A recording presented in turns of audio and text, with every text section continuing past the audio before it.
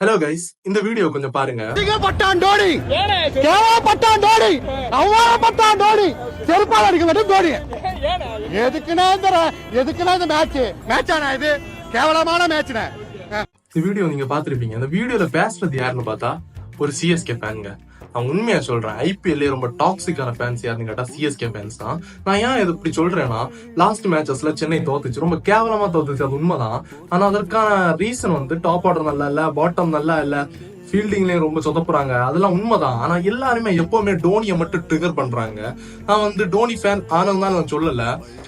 ஐபிஎல்ல ஆர்சிபின்னு சொல்லி ஒரு டீம் இருக்குங்க. அந்த டீம் வந்து கிட்டத்தட்ட 14 வருஷமா கப் இல்லாம இருக்கு, நிறைய மேட்சஸ் தோத்தும் போயிருக்கு. ஆனா அதோடைய ஃபேன்ஸ் தான் வந்து அவங்க வந்து ஒருபோதுமே விராட் கோலியை விட்டு கொடுத்தது இல்ல, அவங்களோட பிளேயர்ஸை தப்பா சொன்னது இல்ல. டீம் மேனேஜ்மெண்ட் சொல்லுவாங்க கொஞ்சம் வந்து நல்லா விளையாடலாம், நாங்க கண்டிப்பா கப் அடிப்போம்னு சொல்லுவாங்களே தவிர அவங்க ஒருபோதுமே அவங்க டீம் வந்து விட்டு கொடுத்து பேசலாங்க. ஆனா சென்னை ரொம்ப மோசங்க. சென்னையோட ஃபேன்ஸ் டாக்ஸிக்கா இருக்காங்க. இப்படி இருந்தா எப்படிங்க?